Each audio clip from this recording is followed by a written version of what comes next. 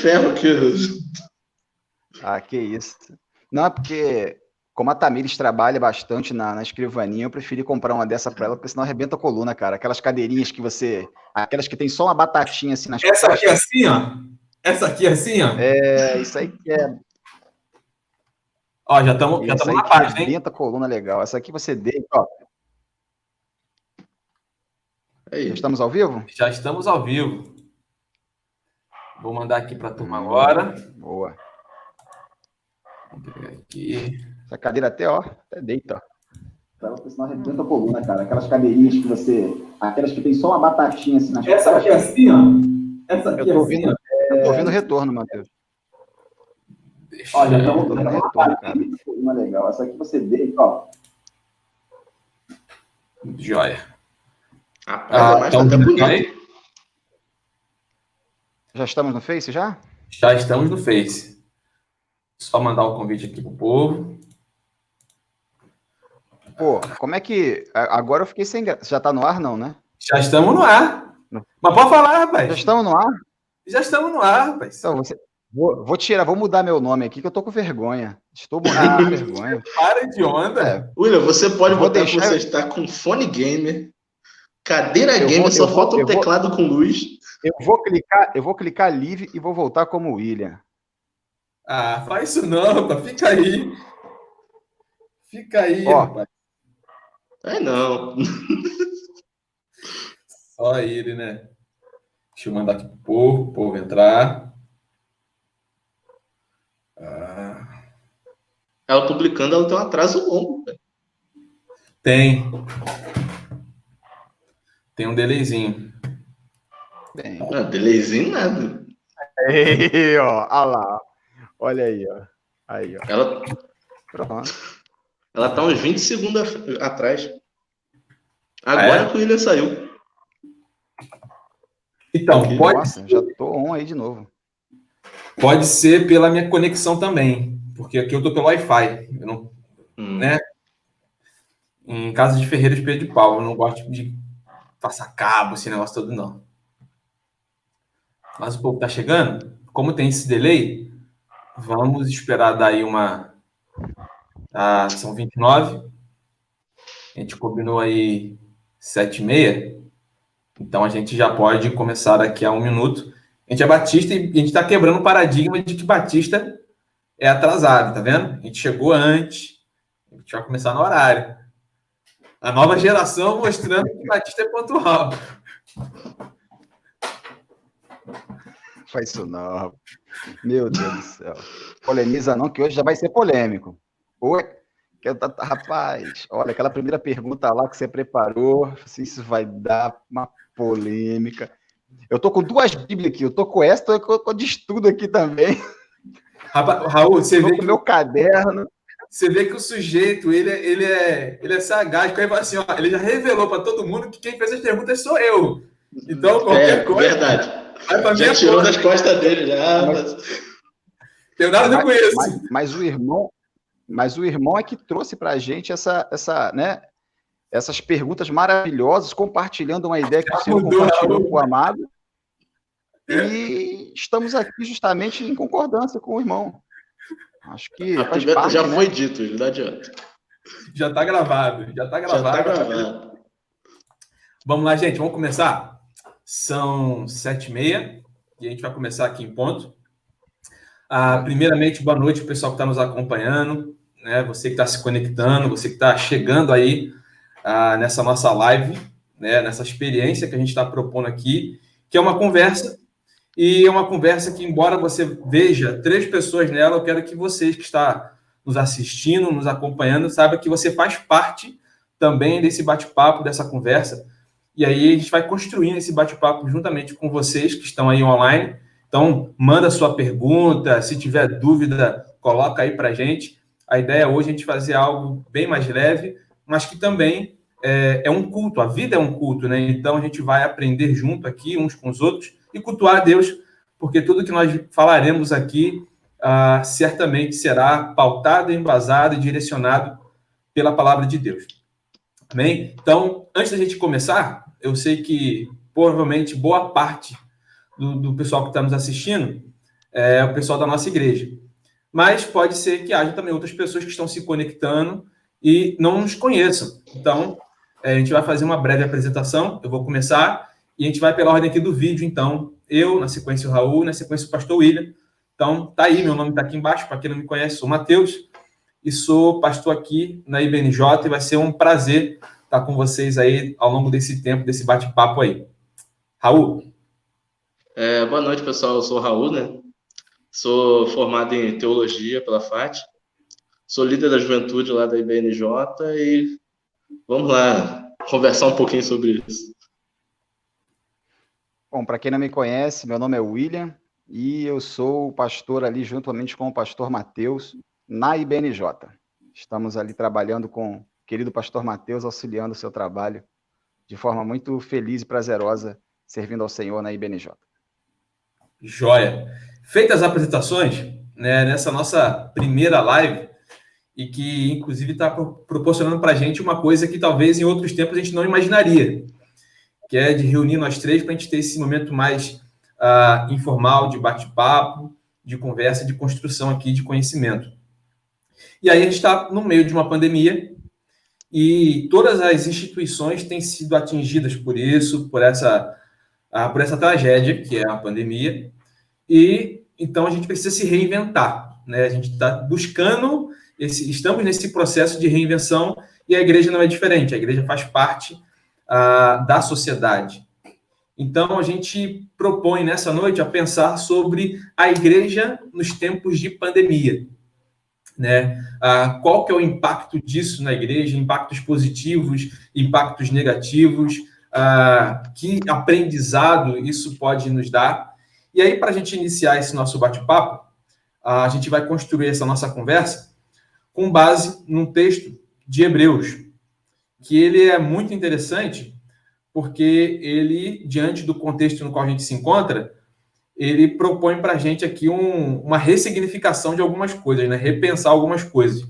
E o texto, então, é o texto de Hebreus, capítulo 10, versículo 23 e 25.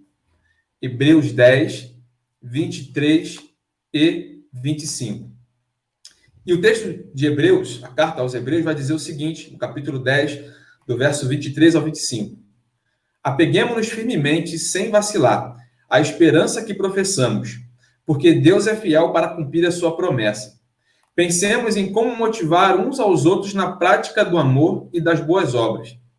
E não deixemos-nos de nos reunir, como fazem alguns, mas encorajemo-nos mutuamente, sobretudo para o dia que está próximo.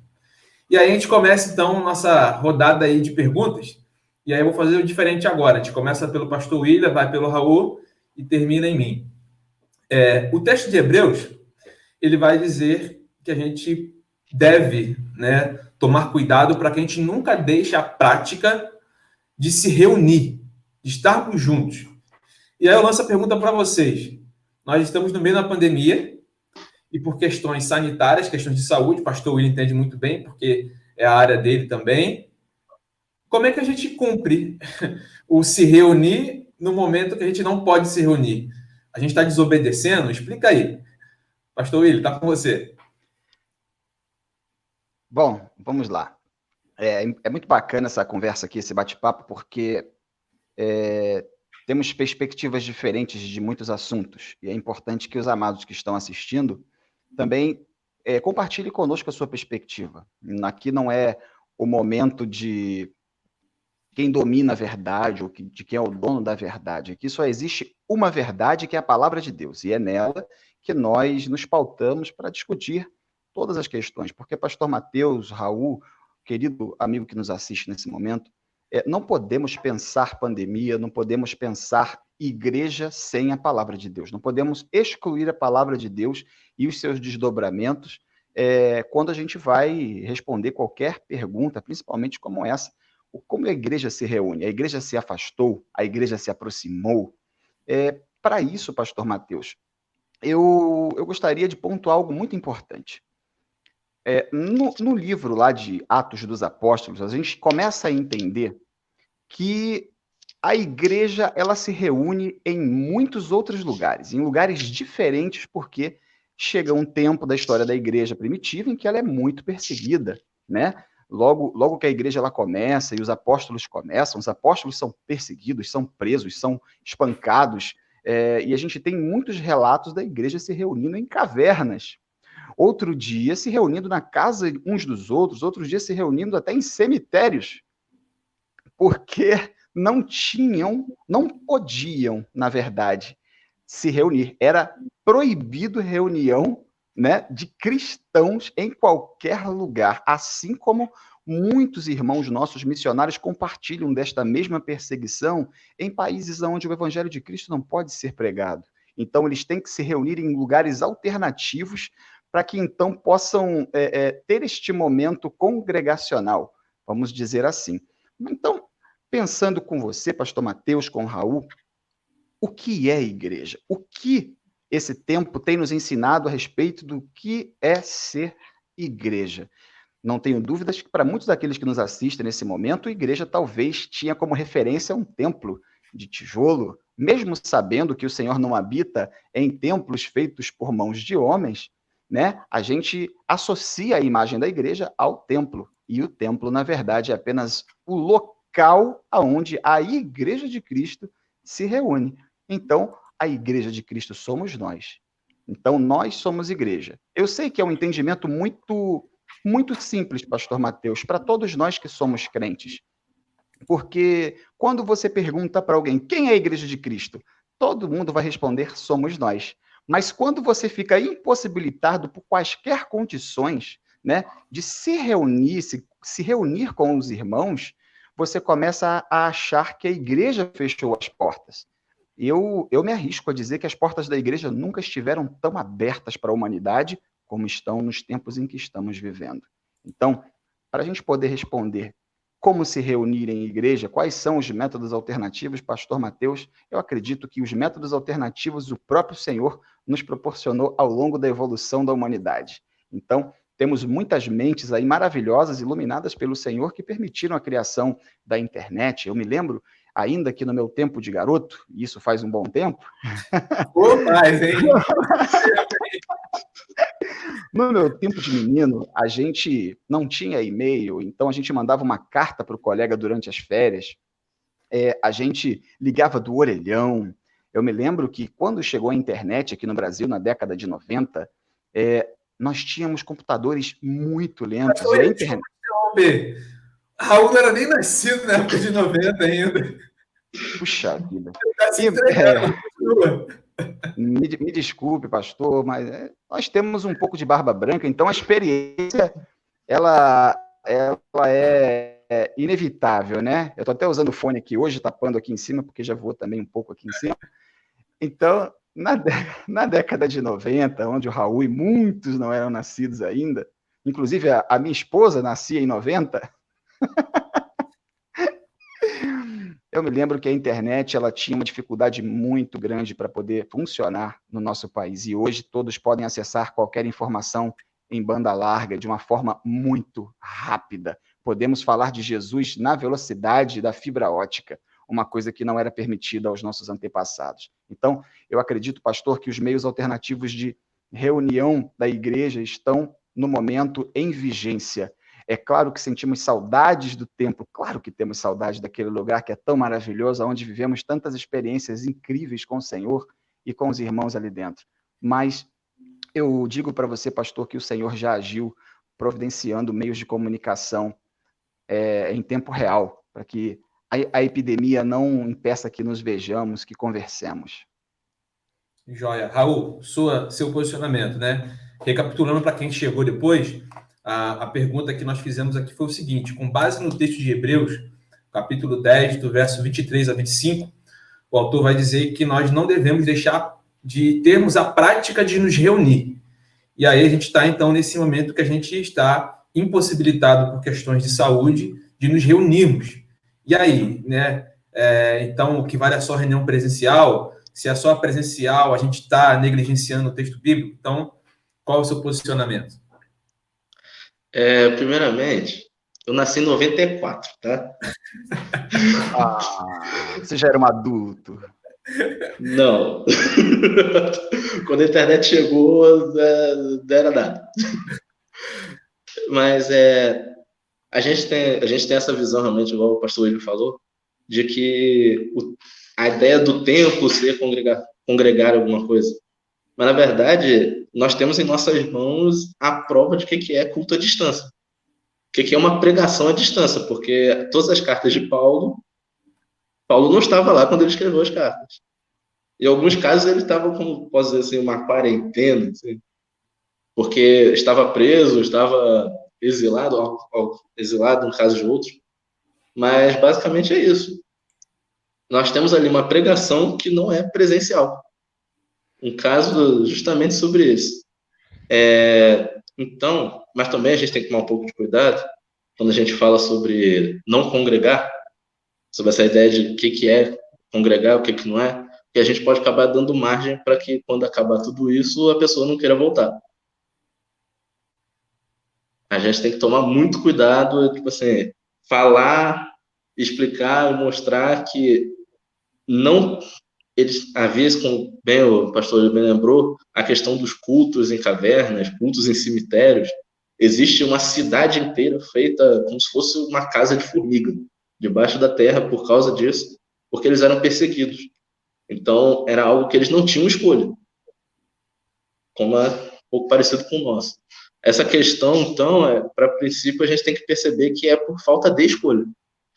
Porque não consegue fazer aquilo naquele momento, porque não consegue, porque é proibido fazer aquilo naquele momento, porque antes mesmo da gente estar passando por isso aqui, tinha igrejas que passavam por isso na famosa janela 1040, que é lugar de extrema perseguição. Então, como congregar, acho que o William falou muito bem que existem diversas formas. Hoje, graças a Deus, a gente tem aí a internet, temos aí o telefone, na mão de cada um tem um computador mais forte do que levou o homem para a Lua. Uhum. Então, é muito mais capaz. Imagina não conseguiu levar o homem para a Lua, imagina o que consegue fazer com o meu irmão que está aí, sem poder sair de casa, 2 quarteirões de distância, né? Então, a gente tem que colocar aí um pouco de prática, temos aí essa ferramenta, eu mesmo não conhecia. Temos agora diversas formas de fazer videochamada, internet agora tem distribuído em tudo quanto é lugar, de diversas formas, e é possível fazer isso. Tem até um texto que eu puxei aqui, que é Paulo lá em Romanos capítulo 15, versículo 30, que ele falando sobre a oração, pedindo assim, para que lembrem-se dele em oração.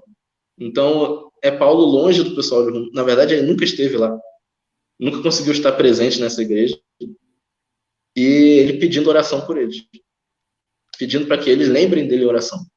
Então, sim, se é para começar a pensar sobre como congregar, o mais fácil é começar a pegar seu telefone, ligar para outras pessoas, usar os créditos que a gente está guardando. Então, foi muito pertinente o comentário de vocês e isso embasa bem essa compreensão. A gente começa a observar que o texto, a verdade, que é a palavra de Deus, e o pastor já colocou isso muito bem lá no nosso começo, a palavra de Deus é imutável. Mas o contexto no qual nós nos encontramos, enquanto sociedade, enquanto indivíduos, esse muda a todo instante, né? Quem de nós diria que 2020 seria do jeito que está sendo? Né? Nenhum de nós, certamente, diria isso. Então, o fato é, quando nós pensamos em nos reunir, quando nós olhamos agora para esse texto, a compreensão que nós temos do reunir é muito mais abrangente. Porque a gente agora vive um contexto, como o Raul falou, não é uma escolha voluntária, né? É algo compulsório, é uma obrigação hoje, por uma questão de bom senso e tudo mais. Mas hoje a gente já pensa se reunir e entende que a amplitude do se reunir. E aí Raul traz aqui algo que eu achei interessantíssimo, Raul. Foi quando você, né, justamente já olha para as cartas do apóstolo Paulo com uma outra compreensão. Olha, Paulo, ele orienta um povo, mas ele também não está presente, ele está distante. E nem por isso ele deixa de pastorear, nem por isso ele deixa de orientar. E aí é importante, a Rosângela até fez um comentário aqui, de que, infelizmente, como você bem colocou, Raul, existem pessoas que, mediante essa impossibilidade de ir ao templo, que eu acho que é uma coisa que a gente precisa começar a chamar as coisas pelos nomes, porque, infelizmente, por a gente chamar o templo de igreja, a gente cria uma compreensão de que igreja é uma construção. Muito embora na teoria, como o pastor William muito bem colocou, a gente diga que a igreja somos nós. Mas basta você ir, por exemplo, no Google ou no seu WhatsApp e escrever igreja, e a imagem que vai vir não são de pessoas juntas. A imagem que vai vir é de templo. Então, a gente já criou a cultura de que igreja é o templo. Mas aí é importante a gente entender que quando isso passar, porque isso vai passar, a gente não sabe quando, mas vai passar, aí sim, nós temos, não por obrigação tão somente, mas pelo amor que nos une, essa questão de estarmos juntos. E aí, Raul, vou pegar o que você falou, caminhando também na linha de tudo que já foi comentado aqui, para a gente, então, para a nossa segunda questão. Porque, trazendo a questão que você abordou, de que o apóstolo Paulo estava distante, que ele pastoreava igrejas, de certa forma, ainda que à distância, se ele não podia estar presencialmente, ele, de certa forma, delegava isso a alguém. E aí a gente percebe que ele tinha, então, uma equipe que a igreja, as igrejas, de certa forma, elas eram impulsionadas a serem ativas, né? No linguajar mais teológico, o sacerdócio universal dos santos, aonde mutuamente as pessoas se encorajam. E aí eu vou para a segunda pergunta, já lançando para o pastor William, deixando ele também desenvolver. Como e qual a importância do encorajamento mútuo nesses tempos de pandemia? A Bíblia é uma coisa maravilhosa, né, pastor? A gente sempre brinca, quando a gente está conversando, quando você está pensando em falar alguma coisa, eu já estou pensando na mesma coisa, e o Raul, quando o Raul estava falando aí, eu já tinha anotado, Raul, o que você falou. E é muito incrível o que a gente percebe nas cartas de Paulo, né? Nas epístolas de Paulo, e até dos outros que escrevem, né? Como João, como Pedro. A maioria delas, eles não estão juntos. E uma coisa que eu acho super interessante, se você tem uma Bíblia aí online no teu celular, amado irmão que está assistindo agora, se você colocar assim, encorajar, e você olhar, né, lá na tua Bíblia, pesquisar essa palavra, você vai encontrar muitas referências em Atos dos Apóstolos. Você vai encontrar em muitas cartas dos apóstolos para as igrejas a orientação sempre de um encorajar o outro. E olha o que é mais interessante, pastor Mateus e amigo Raul, o que é muito interessante é que Paulo, ele se encontrava em uma situação terrível.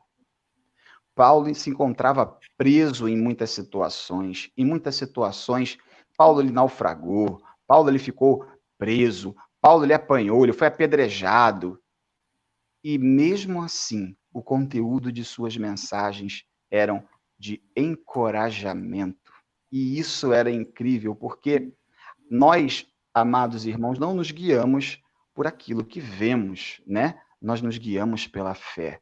E a fé que Paulo tinha na amada Igreja de Cristo era que essas mensagens chegariam a eles, que chegariam a outros, e a outros, e a outros. Vivemos um momento em que o índice de violência doméstica aumentou absurdamente.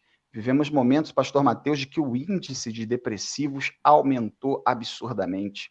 Eu falo com conhecimento de causa, porque por trabalhar na recepção de um pronto-socorro, você vê o estado em que as pessoas chegam.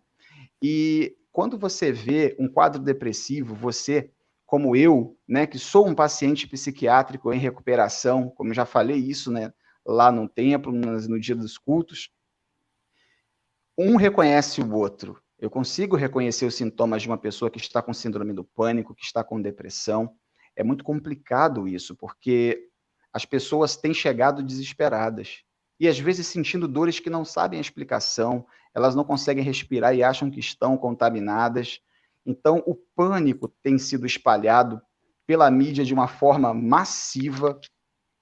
As notícias são assustadoras, mas como encorajar os nossos irmãos em tempos tão difíceis, em tempos tão controversos, em tempos tão adversos?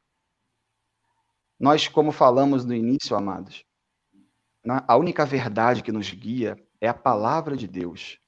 Imagino eu que você está aproveitando o seu tempo de forma muito boa, né? Lendo a Bíblia, orando, entrando em contato com os seus irmãos, né? Você que tem a lista de telefone aí dos irmãos da igreja, seus parentes. Eu imagino que os amados estão entrando em contato, estão ligando para perguntar se está tudo bem, mandando uma mensagem, fazendo uma videochamada. Ah, William, eu não estou fazendo isso. Então, aqui já começa a nossa primeira recomendação. Se você tem, né, a familiaridade com os eletrônicos, faça uma videochamada. Se você não tem tanta familiaridade com videochamadas, faça uma ligação. Uma ligação talvez possa ouvir a voz da pessoa, talvez seja muito bom, talvez seja salvífico na vida dela. Porque em momentos de depressão, Pastor Mateus, tudo que nós queremos é ouvir alguém. É ouvir alguém dizer que se importa conosco. Ou muitas pessoas, no momento de depressão, elas conhecem a Bíblia, elas sabem que elas não devem estar ansiosas, elas sabem de todas essas coisas, mas elas precisam que alguém diga a verdade que elas já conhecem. Isso é muito estranho, pastor, mas é o que acontece. O que está acontecendo nos desencoraja, Raul. O que está acontecendo nos desanima, porque o grande problema que nós vivenciamos não é apenas uma crise epidemiológica. Nós vivemos uma crise política, nós vivemos uma crise financeira. Então, nós vivemos momentos de extremo caos em várias ramificações da sociedade no Brasil. E isso tem trazido desespero, isso tem trazido caos para muitos de nós. Nós temos famílias passando necessidade, nós temos situações terríveis acontecendo. Mas a grande questão, a grande pergunta é: por que não encorajar o seu irmão? Você não precisa estar do lado dele, no mesmo lugar que ele. Você pode fazer assim como os apóstolos, você pode fazer como o próprio Raul colocou, pode fazer como Paulo. Você pode mandar um e-mail para alguém, você pode ligar, você pode mandar uma mensagem, você pode fazer uma videochamada, você pode fazer isso. Então, Pastor Mateus, como você colocou, qual a importância de cada membro na igreja, no encorajamento mútuo, é justamente ser membros do corpo. Porque o corpo, ele é uma coisa só. O corpo, ele não funciona separado. E neste momento, precisamos pensar dessa forma. Precisamos pensar na igreja como um corpo que funciona simultaneamente. Mesmo quando você está dormindo, todas as partes do seu corpo estão em harmonia. Então, amado, é importante que você seja parte do corpo. É importante que você se veja como um agente de encorajamento na vida de cada um dos irmãos. Eu vou ligar para os amados. Aí eu pergunto para você, quantas vezes você ligou para os seus pastores? Ou você está só esperando que a gente ligue para você? Pastor William, você já está adiantando a pergunta, hein? Você está adiantando a pergunta. Calma, segura. Tem meia hora ainda. A gente tem tempo. Então assim, amado, reveja os seus conceitos de encorajamento, reveja os seus conceitos. Preste atenção. Como você tem agido como igreja nessa pandemia? Estamos indo para 3 meses reclusos. Você tem lido mais a Bíblia ou você tem feito qualquer outra coisa que não seja se encher da verdade? O que está enchendo você? Como que você está? Você está enlouquecendo? Você está entrando em depressão? Então, o que está dentro de você? Para fechar aqui, pastor Matheus, que eu já falei demais, eu digo sempre na EBD, e eu tenho dito nas escolas bíblicas, que a gente faz aos domingos de manhã, que esse momento de crise, né, na área da saúde, no mundo inteiro, ela tem mostrado quem é quem. Se você é crente, ela tem revelado o seu melhor lado. Se você é crente que você era crente, então você também está percebendo isso. Essa pandemia está servindo para que você veja o quão longe ou quão perto você está de Deus. Então, que você consiga pensar, e a partir do momento que você entende em que situação, em que fase você está, retome o caminho e ande com o Senhor, porque só Ele pode nos ajudar em momentos tão difíceis como o que estamos vivendo. Amém. Raul, sua vez. Como a igreja pode, os membros podem ajudar na questão do encorajamento mútuo e qual a importância? Eu vou começar até mesmo pegando a fala de William, que é começar pensando sobre a unidade, pensando em unidade. A gente pode pensar assim, não, mas tá longe, né? Como é que vai ser unidade? Unidade longe, o negócio não funciona direito. Tem um texto que é Jesus falando, que eu acho sensacional, que é quando ele está orando lá no João capítulo 17, orando pelos seus discípulos, e ele cita a gente. Jesus, 2000 anos atrás, cita a gente. Lá em Jesus, você, também oro por aqueles que crerão e tudo mais. Então, essa pode ser talvez a oração mais Wi-Fi de todas, que alcançou a gente até aqui. Então, primeiro a gente precisa entender essa unidade. Esse texto todo está falando justamente sobre isso. É um texto meio assim, se a gente parar para olhar pedacinho em pedacinho, ele é lindo, maravilhoso e talvez um pouco confuso, né? Que ele fala assim, sejam um assim como eu sou com o Pai. E a gente sabe que naquele momento ele é um com o Pai, mas eles são duas pessoas diferentes. Mas é uma pessoa só. E isso é essencial para enxergar esse encorajamento. Na verdade, a gente precisa entender que a nossa função é essa. Na nossa igreja teve a IBD, que foi uma revista inteira só uns para os outros, uns para com os outros. Então, na revista inteira, estava lá falando cada coisa para fazer uns com os outros. E tinha lá a sessão de encorajamento. Encorajar uns a outros. Agora eu não vou lembrar qual era a lição. Se o William, o Moto souber, pode falar aí. Mas tinha, sim, de fato, essa lição, e ali a gente entendeu que encorajamento, muitas das vezes, não necessariamente está falando de ser presencial. Às vezes, o encorajamento pode ser simplesmente você arrumar um tempo para conversar com aquele irmão. Começar a compreender o que está acontecendo ali. Começar a perceber o que ele está passando. Porque tem um texto lá em Isaías 41, hoje eu tô crente, tô lendo Bíblia pra caramba. Tô orgulhoso. Aquele coração que assim, rapaz, olha, o menino tá bom, rapaz. Mas vai embora, meu filho. Hoje eu tô crente, vamos lá. Isaías 41, 10 tá ali, Deus falando através de Isaías, do profeta, falando sobre que ele fortalecerá, ele ajudará e ele sustentará o povo. Ele fará isso. Só que ele não está falando isso para o povo, ele está falando através do profeta, através de uma pessoa que está levando essa mensagem. E a gente, pegando ali, principalmente esses profetas ali, Isaías, Jeremias, se a gente olhar o contexto que eles estão vivendo, vai ver que a coisa não era muito boa. Na verdade, o contexto que eles estão vivendo vamos dizer, não sei como uma palavra que eu posso colocar isso, mas eles estão em cárcere, eles estão presos. Se tirou da própria terra, eles estão como escravos, e o encorajamento maior é justamente esse. E até uma fala que vou falar, vou adiantar também um pouquinho, que é a questão que acontece lá em Abacuque, que para quem está acompanhando os EBDs também é bom. Lá tem um texto de Abacuque que eu acho sensacional, que é Abacuque 2, versículo 4. Deus fala assim, faça uma... Vamos dizer assim, vou trazer para o dia de hoje, já que a gente está falando aqui como ser vídeo chamado e tudo mais. Faça um outdoor para que todos possam ver. E ele já começa dizendo, o justo viverá pela fé. E aí ele começa a tecer tudo que vai falar. A notícia não era boa, mas ele começa assim, de fato, com encorajamento. Ele começa mostrando que sim, tem uma saída, sim, tem uma solução. E essa solução está presente, e Abacuque aponta isso, até Paulo utiliza isso lá em Romanos 1,17, que é apontando justamente para a justificação que vem em Jesus.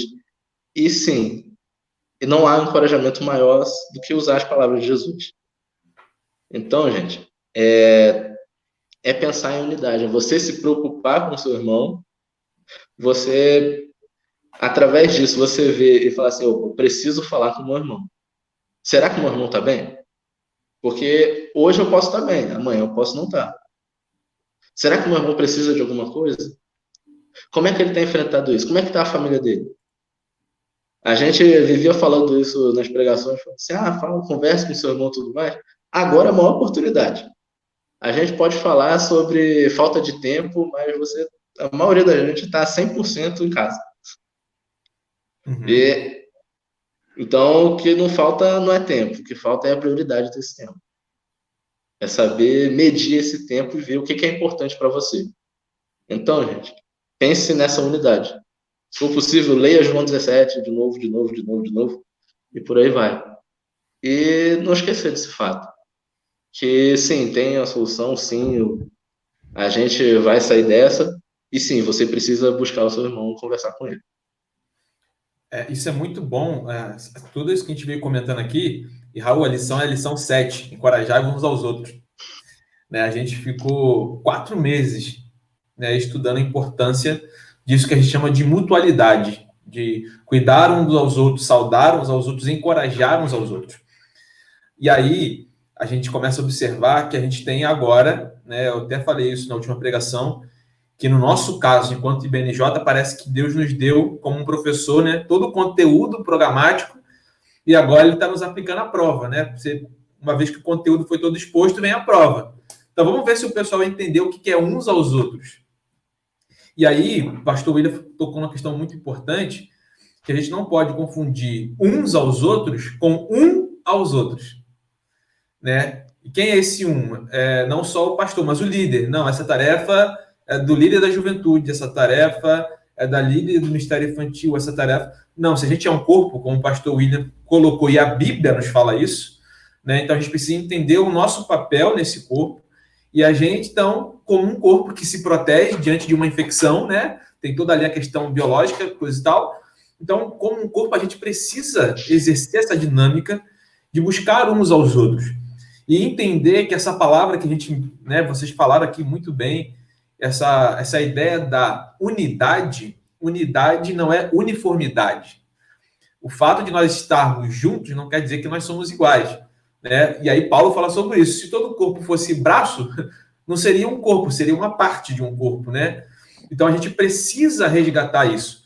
Da mesma forma que a gente precisa então entender o que é ser igreja no contexto de pandemia, e lembrando aqui, né, a gente já falou isso aqui, eu mencionei isso também na última pregação, o que nós estamos vivendo durante esses 3 meses, enquanto igreja, sobretudo no contexto do Brasil, é uma realidade para muitos missionários e missionárias ao redor do mundo.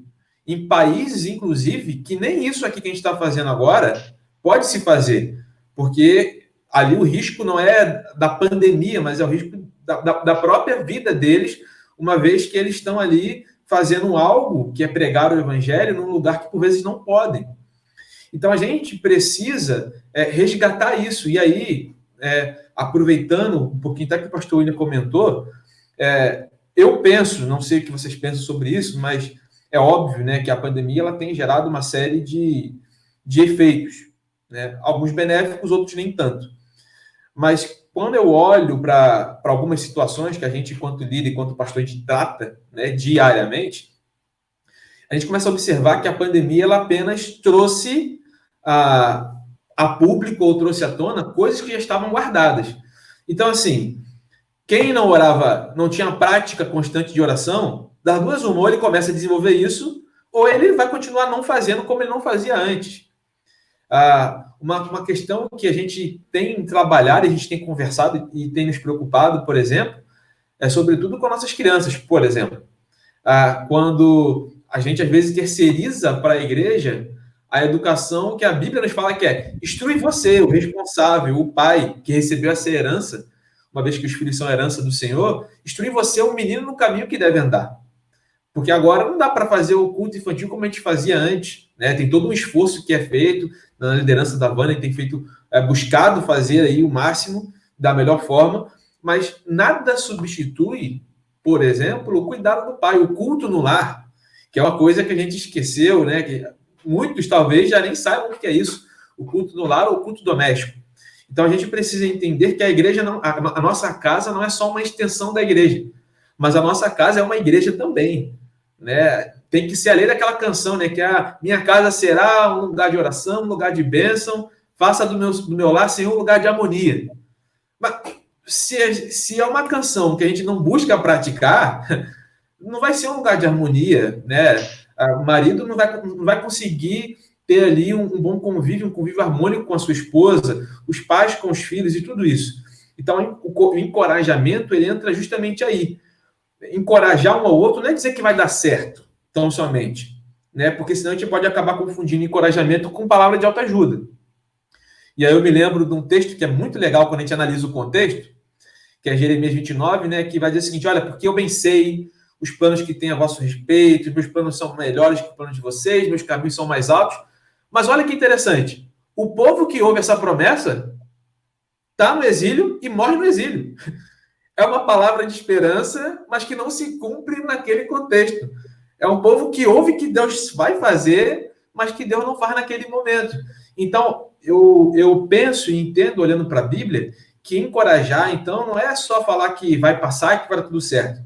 Eu acho que o nosso maior encorajamento que a gente pode dar um para o outro é apontar o caminho da cruz e dizer o seguinte: olha só, o nosso encorajamento, a nossa esperança reside no Cristo. Segue o Cristo. Segue o Cristo, busca o Cristo, porque Ele é a nossa esperança. É nele que tem que estar pautada a nossa esperança. A gente vai estar sempre passando por situações de crise. Mas o crente, antes de estar na crise, ele tem que estar em Cristo. Então, eu acho que esse é algo importante quando a gente vai abordar a questão do encorajamento. E aí, né, falei de esperança, a gente vai então para a nossa terceira pergunta. E aí eu já jogo o pastor William. O que significa ter esperança diante de tempos tão desesperadores? Ah, pastor. Bom, ter esperança, de acordo com a palavra de Deus, é ter um produto da fé, né? A fé, ela produz a perseverança, a esperança, e aí nós vamos desenvolvendo. Só tem esperança aquele que tem fé, pastor Mateus. Raul, querido, que está assistindo a gente, só tem esperança aquele que tem fé. Porque tudo que a gente atenta, nós não atentamos para as coisas que são terrenas, pastor. Nós atentamos para aquilo que é eterno, e o que é eterno, não necessariamente nós podemos ver. Nós cremos em um Deus que nós não vemos. Você acredita em um Deus que você não vê. Você não consegue ver Deus pessoalmente, a manifestação pessoal e tangível dele. No Antigo Testamento nós temos relatos, mas hoje em dia não. Então, partindo do princípio que você acredita em um Deus que os seus olhos carnais não podem ver, mas você sabe que ele está aí contigo, nós seguimos esse mesmo princípio. E esse princípio que é aplicado a todo aquele que vive pela fé. Aquele que vive pela fé, ele tem a certeza de que não importa as circunstâncias que eles estão vivendo, Deus ele virá em seu socorro. Só que não confunda, irmão, Deus vir em seu socorro com Deus servir a tua mesa. Deus não é o teu garçom. Deus não é o meu garçom. Ele não vai fazer as coisas no tempo que fazer. Não sou eu que determino o tempo. O que é o homem, como Jesus disse, senão um vapor que aparece e logo se dissipa. Nós não somos nada sem o Senhor. Então, eu gostaria que você entendesse, e aí, eu não posso deixar de falar de Abacuque, gente. A gente está falando do EBD, e eu não posso deixar, pastor Mateus, de falar de Abacuque, porque Abacuque ele tem um choque de realidade. Abacuque ele está acostumado a ver o Senhor agir de uma forma ao longo da história, e quando o Senhor resolve agir de forma diferente, ele questiona. Ele falou, peraí, não é nesse padrão que o Senhor costuma trabalhar.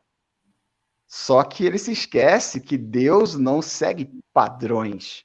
Deus não é um perfume caro que você pode colocar em um frasco e usar na hora que você quiser sair em uma ocasião especial. O Senhor trabalha de formas misteriosas. Como o pastor Mateus colocou, os caminhos do Senhor são mais altos. Nossa Bíblia coloca isso. Ele que sabe os pensamentos que ele tem ao seu respeito e ao meu respeito. Então, William, como que eu vou ter esperança? Eu tenho muito a aprender e eu te aconselho que você aprenda com o profeta Abacuque. Se você tem assistido a EBD aos domingos às 9 horas da manhã, você está sabendo, porque Abacuque lá no capítulo 2, no versículo 1, ele vai dizer assim, depois que Deus diz para ele que vai usar um povo ímpio para corrigir o seu próprio povo, Abacuque entra em parafuso e chega uma hora que ele fala assim, quer saber? Ficarei no meu posto de sentinela, ou na torre de vigia, como está escrito talvez na sua Bíblia, e tomarei posição sobre a muralha.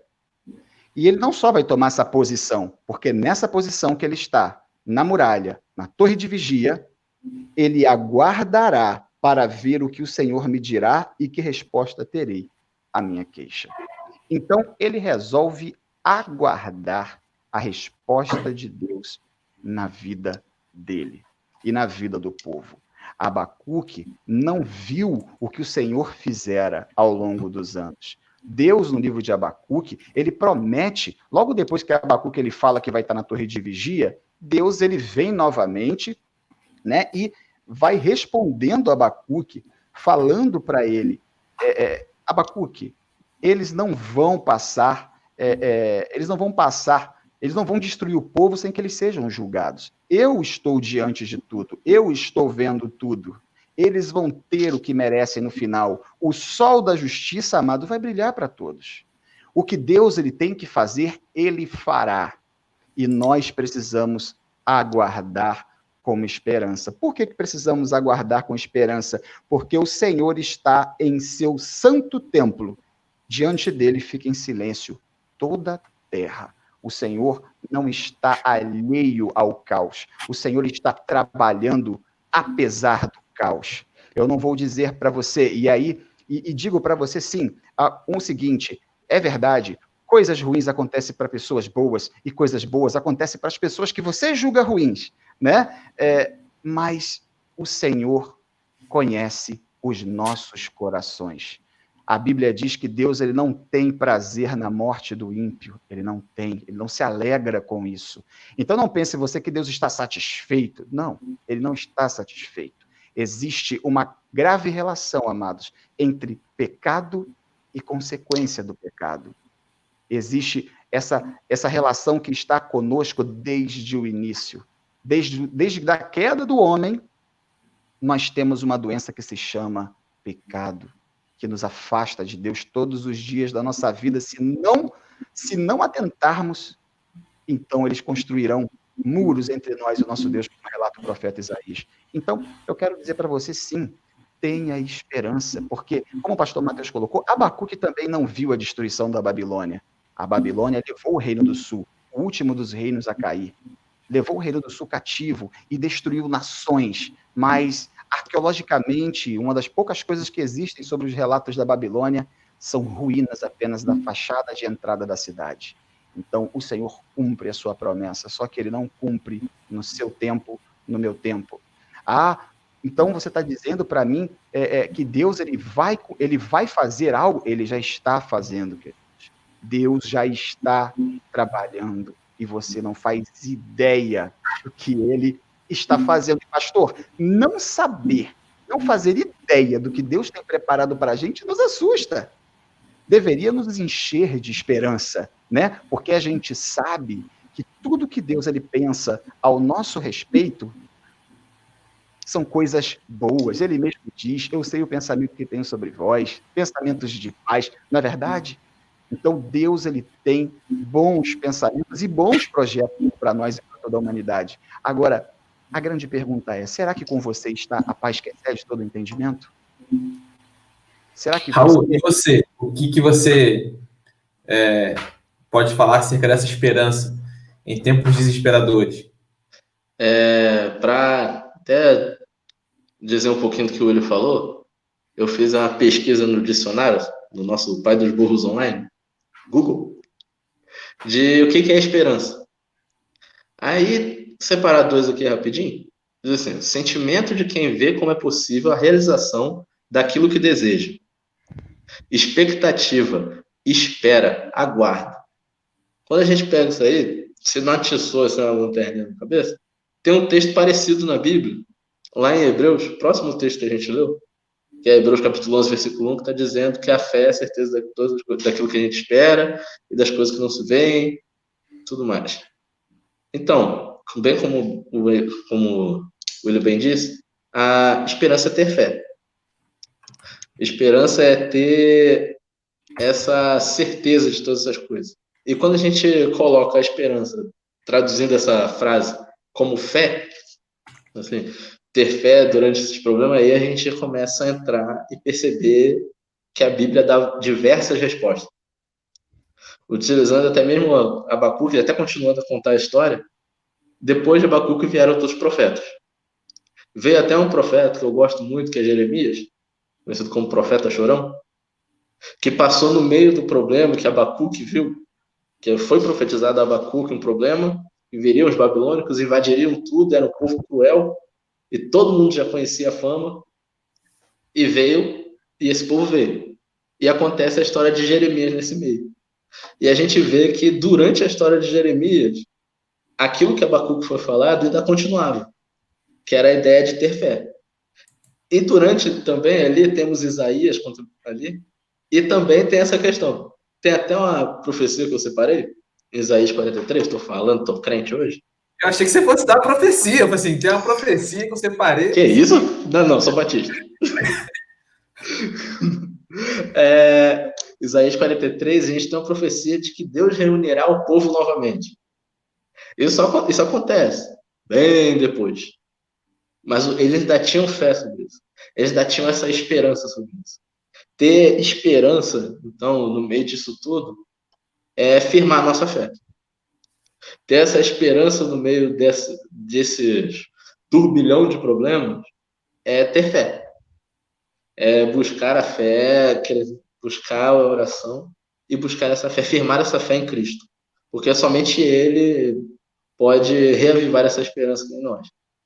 Porque a maior promessa que a gente pode ter, na verdade, são duas. Uma que ela está presente lá em Mateus, capítulo 28, versículo 19 e 20, quando você estareis convosco todos os dias até a consumação dos séculos, e a continuação da consumação dos séculos, que é estar a eternidade com Cristo. Essa é a maior fé e a maior esperança que a gente pode ter. Na verdade, essa é, com certeza, depois da morte, a maior certeza que a gente pode ter. Isso com certeza vai acontecer. Isso com certeza. Então, a nossa fé, a nossa esperança tem que estar firmada nisso. Então, durante essa dificuldade e tudo mais, a gente tem que firmar a nossa fé. É muito pertinente tudo que vocês estão colocando, e a gente precisa entender a esperança. O pastor ele apresentou muito bem todo um contexto aí, sobretudo vindo de Abacuque, que você complementou, e aí já trouxe também para a questão semântica, né? Entender assim, o que é esperança. E a esperança demanda espera, né? Não existe esperança sem espera. E aí o problema é que a gente, às vezes, não tem esperança porque a gente não gosta de esperar. Né? E a esperança, ela só se faz sentido em momentos de caos. E ao contrário do que alguns, né, apresentam para a gente, a partir da filosofia popular, digamos assim, que a esperança é a última que morre, nós precisamos ter a convicção que a nossa esperança ela não é a última que morre porque foi ela a primeira a morrer. Né? Porque antes de Deus dizer haja luz, ele disse haja cruz, porque o Cordeiro foi entregue por nós antes mesmo de nós virmos a existir. E a nossa esperança é Cristo, então a nossa esperança morreu, ressuscitou e vive está. Então a nossa esperança não vai ser a última a morrer. A nossa esperança ela está viva, a nossa esperança é Cristo.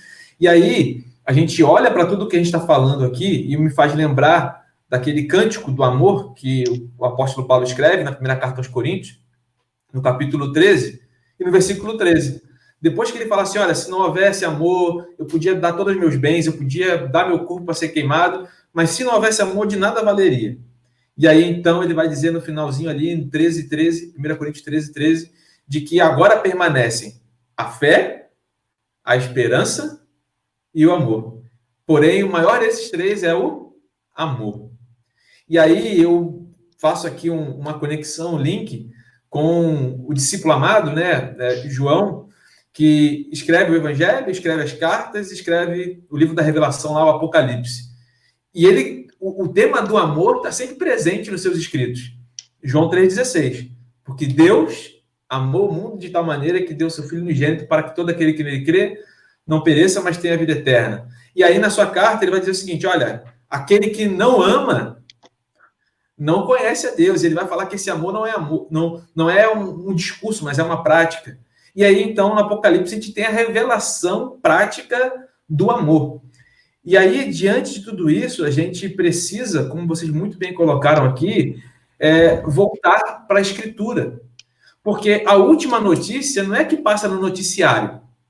A última notícia, a gente está vivendo uma história que a gente já sabe o fim dela. E o fim dela Está lá no Apocalipse. Haverá um momento onde não haverá mais choro, que não haverá mais tristeza, porque todas essas coisas, a velha ordem vai ter passado e Cristo vai fazer tudo novo.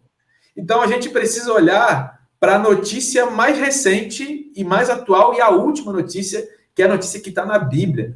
Então a gente precisa recobrar essa esperança que é Cristo. A gente precisa ter essa alegria de vibrar e de entender tudo isso. O pastor William falou algo muito pertinente aqui, né, fazendo mais uma vez esse panorama de Abacuque. Ele não viu, mas a questão não é ver, como você complementou. Nós não seguimos aquilo que vemos, nós seguimos aquilo que cremos. Então a gente precisa entender que esse tempo de desespero, ele requer a verdadeira esperança que é Cristo. A nossa esperança não está na vacina, a nossa esperança não está no governo, a nossa esperança não está numa religião, a nossa esperança não está no líder, a nossa esperança é Cristo. E aí, né, o pastor William falou, né, lá no comecinho que eu falei, acelera não, que senão você vai acabar com a outra pergunta. O que vocês acham? Nós estamos aqui caminhando para 1 hora, e aí o pessoal que estiver nos assistindo quiser fazer alguma pergunta para a gente responder aqui, você pode colocar no comentário aqui que a gente vai tentar responder. Na opinião de vocês, pontos positivos e pontos negativos como resultado desse tempo aqui de pandemia no contexto da igreja. Vamos lá. Raul primeiro agora, viu? Rapaz, joga a bomba logo pro Manu. Ponto positivo? Na verdade, vou começar com um ponto negativo, né? Ponto negativo.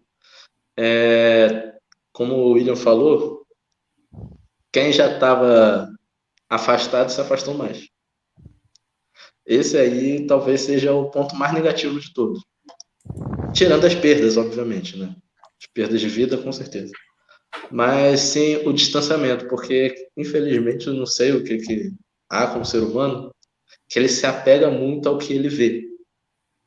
Aí ele vê as pessoas ali nas reuniões e se apega a elas. Porém, quando ele começa a não vê-las mais, começa a se afastar delas.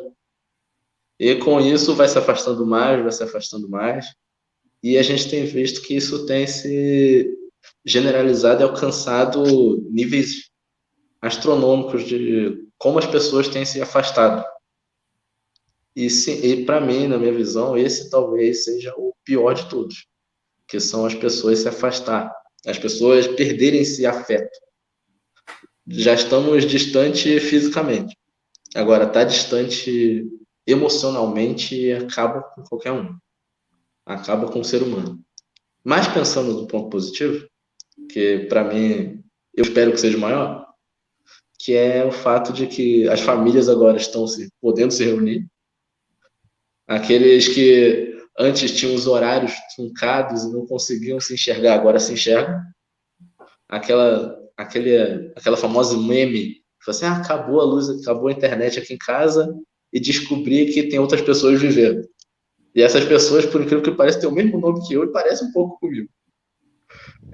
Então, isso aí agora se diminuiu, na verdade, porque agora todo mundo pode se ver, todo mundo tem. O problema é que isso junta outro tempo, que junta com a falta de coordenação do tempo. E o outro ponto importante é que é até um pouco engraçado, porque hoje nós podemos ver vários cultos juntos, vários cultos em sequência, e brincando com o Priscila, faz assim, pela primeira vez eu posso assistir o culto de pijama comendo pizza que ninguém fala nada. É bem por aí. Ela não tá assistindo não, né, Raul? Não sei, mas ela ouviu isso. Ele tá recente, pastor. Deixa ele. Se não for nada na cabeça dele, ele tá muito bem. Deixa. Você tá de quarentena, hein? Não, mas para mim o ponto mais positivo é esse. Tipo, as famílias que estavam se afastando agora podem passar mais tempo junto. E como já a gente começou a fazer isso, fazer o culto nos lares, podendo dividir, orar juntos. Então, para mim, esse é o ponto positivo. Já passa a bola. Só um comentário aqui. Sua mãe falou aqui, ó. Eu estou aqui. Sua mãe... Sorte isso não é casado, senão assim ia cantar agora. Nossa! Pastor William, tá com você. Bom, eu quero começar também, vou começar pelos pontos negativos, né? Eu vou um pouquinho abranger um pouco mais. Infelizmente, tivemos um cenário muito difícil no panorama mundial e nacional, uma crise econômica sem precedentes, não sabemos quando vamos nos recuperar disso. O Brasil jamais será o mesmo, não só a igreja será mais a mesma, mas o Brasil jamais será o mesmo. Esse é um ponto negativo, na minha opinião, no que diz respeito à economia, às perdas de emprego de milhões de pais de família, milhares de mães que perderam seus empregos também, as perdas, né, as perdas das vidas também. O pastor Mateus, ele participa do mesmo grupo de pastores que eu participo, então perdemos alguns pastores, né, para a Covid-19, isso é triste. É triste para aqueles que ficam, mas é bom para ele que está na glória agora, porque ele apenas saiu daqui e está com o Pai na eternidade, e isso é um privilégio. Mas, tirando esse panorama mundial de caos, né, eu queria salientar, fazer um contraponto com o que o Raul colocou. A gente tem esse lado positivo das famílias, Raul, mas eu também vejo um lado muito negativo em muitas famílias, porque muitos casamentos estão sendo destruídos porque eles nunca entenderam que realmente era um casamento. Muitos pais não estão sabendo como lidar com os seus filhos e estão entrando em frangalhos, em parafusos. Contudo, Raul, estão aprendendo, estão tendo que aprender talvez uma etapa que eles pularam na sua vida, com essa questão do trabalhar de manhã cedo, chegar em casa à noite, não conseguir nem falar com os filhos. O pai de família, a mãe de família está aprendendo. Mas ponto negativo, pastor, é essa questão mundial, a questão das perdas, né? E acho um ponto negativo também, Raul, o distanciamento. Isso né? A gente gosta de tocar, a gente gosta de abraçar, a gente gosta de beijar os nossos irmãos, abraçá-los, ver o seu sorriso ao vivo, isso é insubstituível. O contato físico é insubstituível, tá? Embora estejamos nos vendo agora, é um ponto negativo que a gente não possa estar nos abraçando, aquele famoso abraço do lado esquerdo que o irmão Elias me ensinou quando eu cheguei na igreja, né? Poder ver o sorriso da irmã Antônia, bem cheirosinha, toda manhã de domingo, o abraço da irmã Marinilda, que me via chegando do plantão e já, vem cá, meu filho, eu tenho um café aqui para você. Eu sinto muita saudade disso. E eu não tenho dúvida de que o pastor Mateus também sente muita saudade, o Raul e todos os amados sentem muita saudade. Esse é um ponto negativo. Mas o ponto positivo é que estamos aprendendo a ser cristãos de verdade. Estamos aprendendo a ser cristãos raiz, cristãos que por uma condição imposta não podem se reunir em um templo, por uma questão de pandemia, de doença, de saúde mundial, não podem se reunir em templos, mas estamos entendendo e ressignificando o que conhecemos sobre a igreja, sobre o que é ser igreja. Então, esse é um ponto muito positivo. Quero salientar também como um ponto muito positivo para os casais. Os casais estão se conhecendo muito mais, estão tendo tempo para conversar, estão tendo tempo para trocar, e isso está sendo abençoador. E, para finalizar o ponto positivo, dentre vários outros que a gente poderia ficar listando, pastor Mateus, as portas da igreja nunca estiveram tão abertas. Estamos alcançando pessoas que jamais sonharam botar um pé em um templo de igreja. Estão podendo nos assistir, estão podendo ver o evangelho sendo pregado ao vivo na live. Ele pode assistir, como o Raul colocou, várias pregações ao mesmo tempo, ele pode assistir um pouco de uma, um pouco da outra, pode acessar a página da igreja um pouquinho depois, porque ele já assistiu o culto nessa igreja aqui, então daqui a pouco ele quer assistir o que o outro pastor falou, e isso está sendo muito bacana, porque também aqueles que se interessam está sendo enriquecedor. Então eu saliento esses pontos aí positivos e negativos. O ponto negativo, né, vou chover no molhado, é de fato o distanciamento. Mas eu também vejo esse mesmo ponto negativo como um ponto positivo. Por que eu digo isso? Eu vejo hoje algumas pessoas que, por vezes, tinham a oportunidade de estar no culto, de estar em comunhão, e optavam por não estar. E hoje elas querem estar e não podem estar. Então, acho para mim que esse mesmo ponto que é negativo ele se torna positivo porque ele reflete aquilo que Deus já havia dito, da importância da comunhão. Não é bom que o homem esteja só. Então a gente começa a perceber que a gente sozinho não dá para fazer muita coisa, né? A gente, principalmente nós três aqui, que estamos pregando, a gente sabe a trabalheira que dá. Agora a gente não só prega, a gente tem que pregar, tem que editar, tem que postar. E a gente fala assim, puxa vida, pastor William e Raul, vocês estão melhor que eu, né? Deus me deu uma dracma, ele deu 5 para vocês aí, né, os talentos. Vocês ainda tocam e cantam, eu não faço isso. Então, você tem que pegar um negócio aqui, outro ali. E então a gente tem hoje mais trabalho e fala assim, puxa, que falta. Mas não é só a falta em decorrência das múltiplas tarefas que a gente agora tem que executar, mas a falta de entender o seguinte, puxa, como é bom poder ouvir o Ministério de Louvor cantando, como é bom poder ouvir as vozes do coral reunidas e celebrando a Deus. Então, hoje, isso, né, como o pastor William colocou, isso faz falta. Então, esse para mim é um ponto que é negativo, mas que também revela algo positivo. Um outro ponto que eu julgo ser positivo é que hoje, por exemplo, né, eu nem sei, o William até comentou, não sei se ela está nos assistindo. Se tiver, fica já aqui meu beijo para a senhora. A irmã Antônia. Eu acho que eu nunca imaginei falar tanto com a irmã Antônia igual eu tenho falado ultimamente, né? Via WhatsApp, a gente vê o rostinho um do outro. Então, eu acho que esse contexto também acelerou algumas mudanças. Então, por exemplo, eu vejo que quando tudo normalizar, esse recurso do culto online, isso vai ter que continuar. De alguma forma, a gente vai precisar agora dar continuidade nisso. Muitos dos nossos idosos, infelizmente nem todos, mas boa parte, né, contou com neto, contou com um vizinho, com um filho, e agora estão aqui nos assistindo nesse exato momento. Então, isso também, de certa forma, acelerou alguns processos. Então, esse eu vejo como um ponto positivo. Um outro ponto negativo foi o que você até comentou lá no começo, Raul, da possibilidade, que eu creio ser real, é que, mediante esse distanciamento, muitos que tinham a sua fé motivada não no Cristo que a gente falou aqui, de maneira assim muito clara, mas que tinham a sua fé ou iam à igreja tão somente pelo encontro social, esses talvez agora, mediante esse isolamento, não regressem ou tenham dificuldade para regressar. Mas eu acho que o grande ponto, um ponto muito importante e positivo para isso, é dar a oportunidade da gente olhar para si e fazer essa autoanálise, que tipo de cristão eu sou. Né? Agora, eu não tenho mais aquela oportunidade de estar reunido com meus irmãos, mas a Bíblia está ali. A Bíblia me é suficiente? A palavra de Deus me é suficiente? Ou eu preciso de todo aquele aparato que a gente tem na igreja para poder me aproximar de Deus? Então, eu acho que isso é sim um ponto positivo, porque é um tempo de reflexão.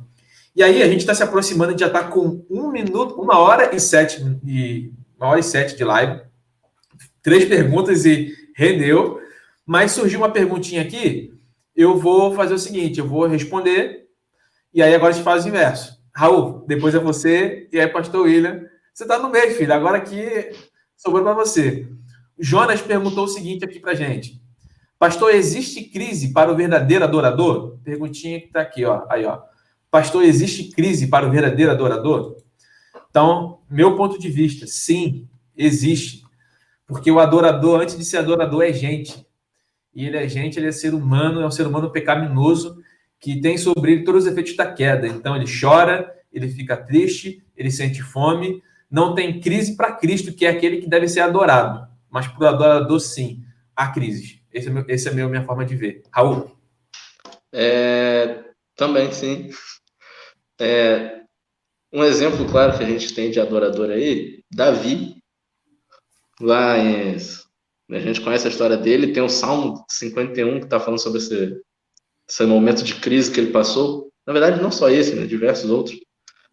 A diferença entre o adorador, verdadeiro adorador, e uma outra pessoa é como ele passa pela crise. Porque uma pessoa normal passa pela crise desesperada. Passa pela crise sem saber ao certo como vai ficar, qual é o final de tudo. Mas o verdadeiro adorador, ele passa pela crise tendo certeza que ele vai conseguir sair porque Jesus está com ele. E Cristo está com ele. Então, a diferença é essa. A crise do verdadeiro adorador, ela tem uma base firmada em Cristo. Isso é muito bom, Raul. O pastor William Canil deve estar voltando já já. Enquanto ele não retorna, né, ainda nessa questão que foi levantada, eu acho que isso é uma outra coisa que a gente precisa desconstruir e construir da maneira da partir da Bíblia. Porque, infelizmente, tem pessoas que de fato creem nisso. Olha, se você está passando uma dificuldade, se você está vivendo um momento de crise, olha, tem algum pecado aí, são os amigos de Jó, né? Alguma coisa você fez. Então a gente tem muito disso ainda, dessa crença que não é bíblica de que o mal ele não sobrevém sobre aqueles que têm ou buscam ter um relacionamento íntimo e verdadeiro com Deus. Não, isso é uma falácia, isso é mentira. E a gente olha para a Bíblia e a gente vê isso aí por diversas vezes. Então a gente precisa se compreender enquanto humano, né? A gente precisa entender que o Deus se fez homem para resgatar e restaurar a nossa humanidade. Ser santo não é ser anjo.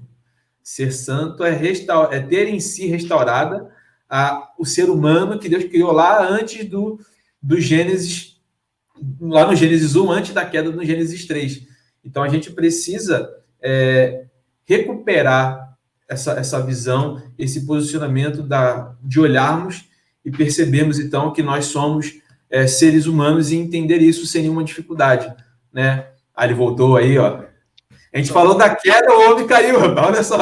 Tivemos alguns defeitos especiais aqui, pastor. Então, pastor William, eu estava aqui, né, fazendo mais um reforço aqui quando você voltava. E aí, o seu posicionamento? Existe crise para o verdadeiro adorador? Muita coisa, pastor. Muita coisa. Eu quero dar um grande exemplo também, assim como o Raul colocou, o grande Davi, o maior rei da história do povo de Israel. O grande profeta Elias. Meu Deus.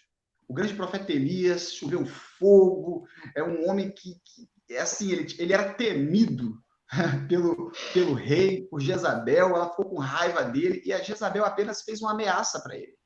Bastou Jezabel fazer uma ameaça, ele entrou em crise, ele entrou em depressão, ele foi lá para a montanha, e lá para as cavernas, sumiu. Ele falou assim, eu vou pedir para morrer, porque não dá. Eu vou ficar escondido aqui, porque vão me matar. Ele entrou em crise, aquele homem que orou e o fogo desceu. E aquele fogo que desceu não só queimou a carne, mas queimou a pedra, queimou, lambeu até a água. Esse homem se viu em uma situação com medo de uma mulher. Na verdade, não de uma mulher, com uma palavra que ela disse. Colocou em xeque tudo aquilo que ele conhecia sobre o Deus dele. Foi um momento de crise, foi um momento de extrema depressão. Então, sim, querido Jonas, estou com saudade de você, meu amigo. Sim, passamos por crise, meu irmão. O verdadeiro adorador, ele passa por crise. Todos nós passamos enquanto estivermos nessa jornada, nessa caminhada de fé, né? Porque, como o pastor Mateus sempre fala, não é um tiro de 100 metros, não é uma corrida de 100 metros, né? É uma maratona. Então, existem momentos que precisaremos reduzir o ritmo da corrida, porque senão não aguentaremos chegar no final. Gente, falando em ritmo da corrida, o ritmo que não para também é o do tempo. Então, a gente já está quase aí 1h30, mas quando a gente fala em corrida, eu me lembro do texto de Paulo, né? Combati o bom combate, terminei a carreira e guardei a fé. Então, nessa corrida, né, que não é de 100 metros, mas é de maratona, eu acho que a grande alegria do cristão é saber que ele não corre sozinho, porque antes de tudo, ou antes de qualquer coisa, ele tem Cristo e ele tem os seus irmãos com ele. Então, eu sou grato a Deus pela vida do pastor William, a vida do Raul e de todos os nossos demais líderes, mas especialmente vocês que estão aqui com a gente nessa noite, por caminharem junto, né? E nos ajudarmos e nos encorajarmos mutuamente aí nessa caminhada que Deus tem proposto para nós. Vou aproveitar aqui, a gente vai... o pessoal falou que para esquecer o horário que tá bom. Então, já vou falar uma coisa para vocês. Se vocês quiserem a próxima, comenta aí, sugere um próximo tema que a gente elabora aí a próxima, tá bom? Vamos fazer assim. Mas eu quero aproveitar nesse momento, destacar aqui os aniversariantes dessa semana, pedir a Deus que Deus continue guardando, né? Hoje a nossa irmã Nildinha faz aniversário, ontem a gente teve a Milena, o Davi, tantos outros, e também nossos irmãos que precisam e carecem de orações porque estão enfermos, porque eles têm passado aí por algumas outras situações. Então, Raul, vou pedir para você, né, o mais novo, mas tem que chegar trabalhando, não é isso, filho? Chegou agora. Pode falar? Está conseguindo me ouvir? Estou te ouvindo, estou te ouvindo. Perfeito. Achei que não estava. É isso mesmo. É o mais novo, mas tem que chegar chegando. Então, Raul, vou pedir para você fazer uma oração para a gente, encerrando esse momento, entregando nas mãos de Deus todo mundo que nos assistiu, agradecendo pelos aniversariantes, por aqueles que estão enfermos, por aqueles que estão desempregados. Que você possa, então, fazer essa oração aí. E logo depois dessa oração, vamos fazer o seguinte, vamos inverter. Pronto. Vamos dar uma palavra de encorajamento e Raul termina com a oração. Cada um deixa uma palavra aí de encorajamento e aí Raul finaliza com uma oração. Pastor William, começa você. Eu não poderia deixar de ler para os amados o texto que está escrito no livro do profeta Abacuque, no capítulo 3. Hoje, Raul, eu estou abacúquico. Só hoje? Estou há algum tempo já, tanto quanto abacúquico. Então, sem delongas, eu vou ler para os irmãos Abacuque, capítulo 3, e eu vou ali ler no versículo 17, que salmo maravilhoso, né? Apenas um pequeno trecho desse salmo incrível que diz: ainda que a figueira não floresça, nem haja fruto na vide, o produto da oliveira minta, e os campos não produzam mantimento, as ovelhas sejam arrebatadas do aprisco, e nos currais não haja gado. Todavia eu me alegro no Senhor, exulto no Deus da minha salvação. O Senhor Deus é a minha fortaleza, e faz os meus pés como os da corça, e me faz andar altaneiramente, consegui ler, ao mestre de canto, para o instrumento de cordas. Isso mostra o quanto era levítico aí, esse Abacuque. Então, queridos, creia em Deus, mesmo que as coisas não estejam a favor, e nem sempre estarão, ou nunca estarão, acredite que, mesmo em meio à crise, o Senhor estará conosco e irá nossa fortaleza. Amém. Raul? Eu ia deixar um texto aqui, mas eu vou mudar ele. Vou botar um pequenininho, que eu gosto muito. Filipenses 4:4. Paulo preso. Paulo encarcerado dentro da cadeia, ou seja, numa quarentena forçada. E ele vai e diz: alegrai-vos sempre no Senhor. Repito, alegrai-vos no Senhor. Então, que mesmo preso, mesmo em quarentena, você possa se alegrar no Senhor. Então, você possa estar aí, seja lá onde estiver, sentado, em pé, seja lá como for, que você possa se alegrar no Senhor, que a sua alegria possa estar firmada nele. Amém. O menino tá afiado, não tá, pastor William? O menino tá no azeite. Tá pronto já, hein? Não tá? Opa, já vamos voltar para a reunião no templo já. Olha, fala Deus. Fala Deus. Lembrei do irmão Tessanha agora, meu Deus. O meu texto foi minha reflexão dessa manhã, carta de Paulo também, 2 Timóteo, capítulo 1, versículo 7, diz assim: pois Deus não nos deu um espírito que produz temor e covardia, mas sim que nos dá poder, amor e autocontrole. Que a gente possa, então, lembrar que antes de encher a nossa mente, o nosso coração de medo, que nós possamos nos lembrar que a partir do momento que nós tivemos uma experiência com Cristo, nós fomos cheios do Espírito Santo e isso nos basta. Amém? Raul, hora para a gente encerrar. E aí, pessoal, depois vai sugerindo aí, pode mandar o WhatsApp para a gente, o próximo tema, e a gente vai preparar isso aí. Então, oremos. Pai, muito obrigado, Pai, por esse momento que nós tivemos aqui, Senhor Deus. Esse momento descontraído, leve, Pai, mas que podemos juntos pensar, Pai, refletir sobre tudo aquilo que nós temos passado, Pai. Senhor, esteja com todos os nossos irmãos queridos, Pai, que faz parte do teu corpo, do corpo de Cristo, Pai. Seja lá onde eles estiverem, Pai.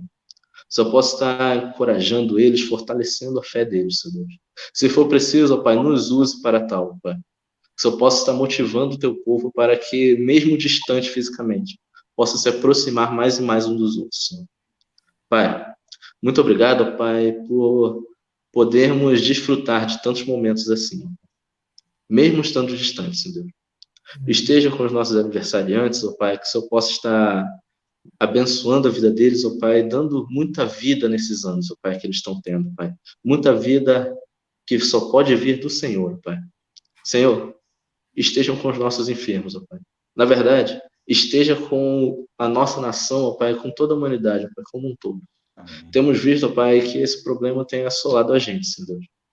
mas temos certeza que em Ti, Pai, nossa esperança, nossa fé está firme, Deus. Esteja com eles, Pai, esteja fazendo a Tua vontade e o Teu querer, Senhor. Esteja abençoando cada lar, Pai, que está nos ouvindo, nos assistindo. É isso que nós pedimos, desde já te agradecemos. Em nome de Jesus. Amém. Amém. Gente, mais uma vez, obrigado a vocês que ficaram aí até agora nos assistindo. Vai ficar salvo na nossa página no Facebook, vai também para o nosso canal no YouTube. Então, se você perdeu, chegou pela metade, começa lá, assiste, depois copia o link, compartilha. E é isso. Até a próxima, tá bom? Deus abençoe vocês.